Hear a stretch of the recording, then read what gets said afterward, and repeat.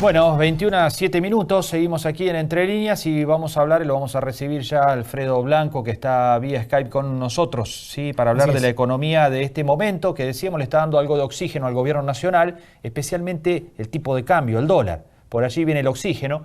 ¿Qué perspectivas hay para adelante y qué le va a tocar al próximo gobierno en materia económica, que parece no va a ser poco, ¿no? La tarea por llevar adelante esta recuperación, especialmente en la economía real, que es donde más se está sintiendo. Y pagar la deuda del año que viene también no va a ser fácil. Nada menos. Bueno, los saludamos. Alfredo, ¿cómo va? Buenas noches. ¿Qué tal? ¿Cómo les va? Un gusto estar con ustedes. Bueno, muchas gracias por estar allí. Bueno, en principio es de confiarse este momento, especialmente mirando el tipo de cambio, ¿no? ¿Hay que estar tranquilo con eso o no tanto? Bueno, yo diría que si uno mira objetivamente los números, hay varias causas que explican el hecho de que exista cierta tranquilidad en el mercado cambiario. Por una parte, es evidente que desde el momento en que el Fondo Monetario Internacional cedió a la demanda de Argentina en el sentido de que le permitiera utilizar los recursos que recibía del Fondo Monetario para intervenir en el mercado cambiario, eso despejó y quitó obviamente mucha expectativa de que pudiera haber una nueva corrida cambiaria. Por otra parte, entraron los dólares de las exportaciones argentinas, digamos del sector agrícola básicamente. Por otra parte, a eso hay que sumarle, sin lugar a dudas, que la caída del nivel de actividad de la economía significa una menor necesidad de importaciones. Y además, esto ha implicado, por la modificación del tipo de cambio, por el aumento del dólar, ha hecho que las importaciones caigan, con lo cual hacen falta menos recursos, y la balanza comercial, que era una fuente que demandaba dólares, dejó de hacerlo, porque de hecho, inclusive en rubros tales como el turismo, se revirtió la tendencia negativa que tenía el balance de comercio.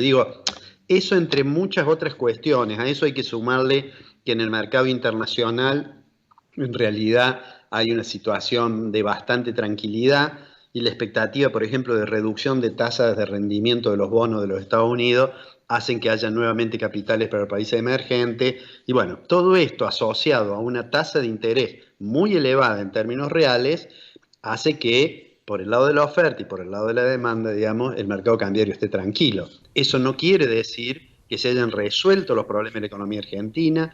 Eso lo que quiere decir es que podemos esperar que hasta las elecciones al menos, salvo que ocurra algún hecho, inusitado, inesperado, la situación se va a mantener en el mercado cambiario con relativa tranquilidad. Veo que en este país cuando sube el dólar nos preocupamos, pero cuando baja el dólar también. Hay advertencias que dicen, bueno, cuidado ahora con el atraso cambiario, no vaya a ser cosa que después tenga que haber una devaluación muy pronunciada precisamente para revertir ese atraso. ¿Qué opina de esas advertencias? Bueno, de hecho ya ha habido de algunos colegas la idea de decir, bueno, en realidad el dólar en vez de estar en 42, 43 debería estar en 48 o en 50, y que lo que están mirando es desde el momento en que aumentó el tipo de cambio nominal, qué pasó después comparándolo con la inflación, etc. Si uno mira el tipo de cambio real de la Argentina, es decir, tome en cuenta cuánto aumenta en términos, nominales y el dólar y cuánto aumenta la inflación y lo compara con la otra moneda y cuánto es la inflación en otro país, eso se llama tipo de cambio. El Banco Central lleva una estadística que se llama tipo de cambio real multilateral. Yo diría que obviamente Argentina ha tenido muchas veces situaciones de atraso cambiario que han terminado en un estallido, en una devaluación fuerte. Por citar solo alguna, la convertibilidad fue una, la corrida cambiaria del año pasado fue otra. Hay muchas circunstancias en que eso ha ocurrido. El plan de la tablita de Martínez de Oz fue otro caso. No me da la impresión que esa sea la situación hoy, lo cual no quiere decir que no se pueda acumular un atraso cambiario. Si hoy uno mira, en realidad, el tipo de cambio que tuvo un salto el 17 de diciembre de 2015, cuando se unificó el mercado cambiario, si uno hace eso igual a 100, hoy nos encontraríamos en una situación todavía sin atraso cambiario con relación a diciembre de 2015, en el cual el dólar pasó, al unificarse el mercado cambiario, más o menos de 9, 10 a 15, que fue cuando se suprimió la restricción, el cepo, y se unificó el tipo de cambio, ¿no? O sea que todavía yo diría que ese problema no existe, y además no es solamente la variación del tipo de cambio nominal lo que explica al tipo de cambio real, porque yo con el mismo dólar, si me bajan los impuestos y soy un exportador, probablemente no sienta que el tipo de cambio se atrasa. Si yo le vendo a Brasil, por ejemplo, en este mes en realidad si la moneda brasilera se apreció en relación al dólar, entonces en realidad el tipo de cambio bilateral con Brasil tampoco se atrasa. ¿Esto qué quiere decir? Que por ahora no deberíamos pensar, en mi opinión, por supuesto hay quienes tienen otra mirada, de que estemos transitando un periodo de atraso cambiario. Me parece que no todavía. Bien, Alfredo, esto que está en el tipo de cambio, en el dólar que venimos hablando, ¿puede tener traducción en la economía real? ¿Que puede haber algún tipo de mejora a partir de ahora? Sigue estando muy complicado ese panorama si uno mira lo que es el nivel de ventas de distintos rubros, lo que es la construcción en particular, la industria, la pérdida de empleo. Bueno, todo eso viene todavía muy complicado, ¿no? Bueno, la estrategia del gobierno, digamos, si uno tuviera que anotar un punto en que el gobierno tuvo un fracaso de política económica, obviamente es en el tema de la inflación.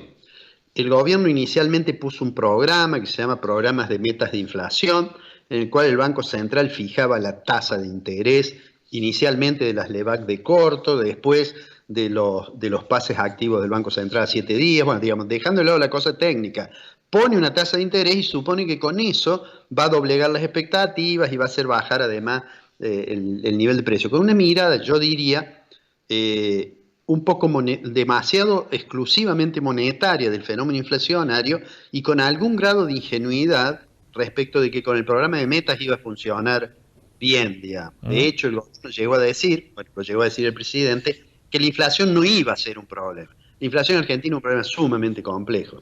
Ahora, el ataque de ese problema, que ha supuesto una tasa de interés muy elevada, naturalmente tiene efectos sobre el nivel de actividad de la economía. Porque si la tasa de interés es muy alta, es cierto que yo puedo decir dejo los pesos y no compro dólares, pero también puedo decir dejo los pesos y no consumo algo. En una economía en que los precios están aumentando, en que el salario real ha perdido poder de compra y la tasa de interés es muy alta, bueno, entramos en el proceso de contracción del nivel de actividad, que yo creo que era previsible que ocurriera, y que todavía se está, digamos, registrando en la Argentina. Mi impresión es que el punto mínimo, digamos, de esa contracción, aunque es heterogéneo, obviamente depende de los sectores. Si uno mira el sector agropecuario, no es lo mismo que el sector industrial. Y si uno mira el sector industrial, no es lo mismo la rama productora de maquinaria agrícola que la rama productora de vehículos, por ejemplo. Pero, digo, en general, ese nivel de recesión, yo tengo la impresión que ha llegado a un punto en el cual es probable que en los próximos meses percibamos recuperación muy heterogénea, muy lenta, digamos, pero ¿por qué se puede dar la recuperación? Bueno, en primer lugar porque la tasa de inflación es altísima, de todos modos está reduciéndose. En segundo lugar porque eso le permite a la autoridad monetaria bajar un poco la tasa de interés de referencia, la tasa de las LELIQ, en fin, permite bajar eso.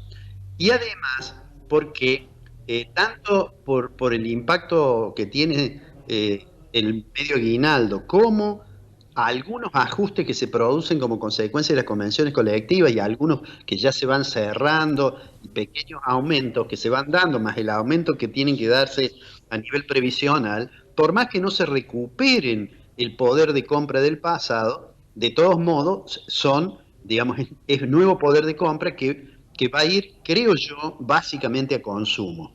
¿Por qué básicamente a consumo? Porque los sectores que han perdido poder de compra no tienen mucha capacidad de ahorro y lo que reciben lo consumen.